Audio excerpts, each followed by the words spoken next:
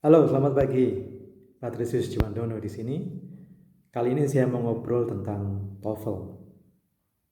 Nah, yang saya mau omongkan adalah bagaimana orang sangat terobsesi pada TOEFL tanpa tahu esensinya di balik TOEFL. Ya, kita sering mendengar persyaratan untuk menjadi pegawai di sebuah instansi, misalnya diminta skor TOEFL sekian ratus atau sekian puluh kalau TOEFL-nya TOEFL Internet Based Test. Syarat untuk menjadi dosen harus TOEFL-nya sekian ratus misalnya. Padahal TOEFL itu eh, pada intinya atau sejatinya adalah untuk mereka-mereka yang ingin belajar di Amerika, ingin belajar di perguruan tinggi di Amerika. Jadi itu tujuan utamanya. Tujuan intinya adalah untuk mengukur seberapa jauh seseorang bisa mengikuti kuliah berbahasa Inggris di kampus-kampus di Amerika.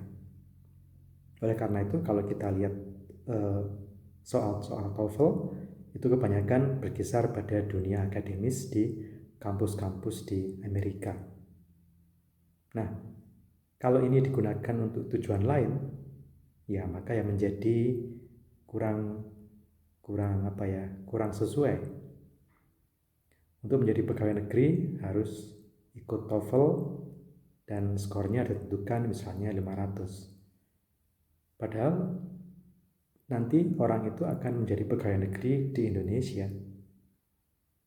Dia akan menggunakan bahasa Indonesia untuk berkomunikasi dengan orang-orang di sekitarnya. Ya mungkin bahasa Inggris tapi juga sangat jarang ya, dan bahasa Inggrisnya juga bukan bahasa Inggris akademik.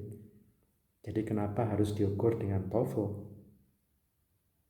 Nah, mungkin Anda bilang, oh bagaimana kalau IELTS?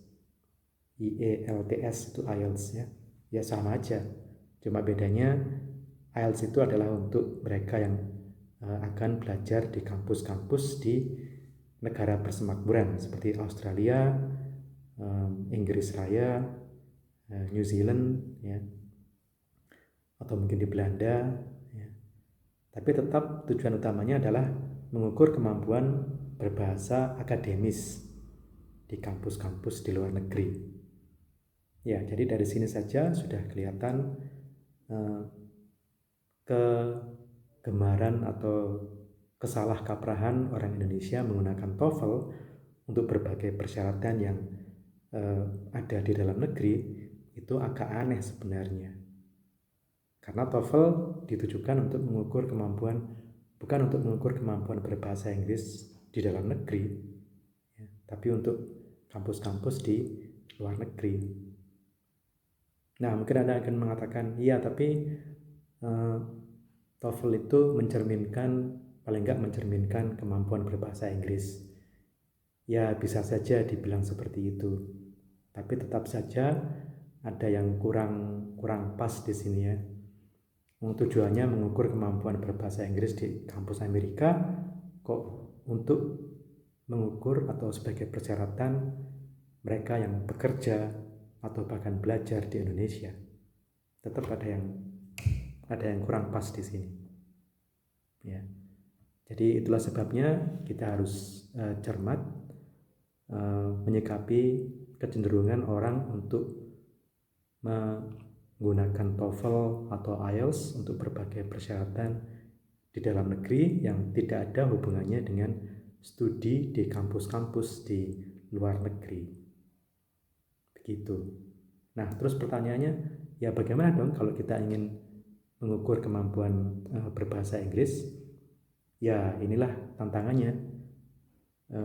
Anda mungkin bisa menciptakan sendiri atau ada satu badan yang merancang sendiri tes khusus bahasa Inggris untuk mereka-mereka yang ingin melaksanakan kegiatan di dalam negeri di Indonesia. Itu pun harus dipastikan bahwa mereka akan menggunakan bahasa Inggris untuk interaksi dengan orang-orang di sekitarnya. Misalnya orang-orang di hotel yang hotel internasional misalnya, atau pemandu wisata ya.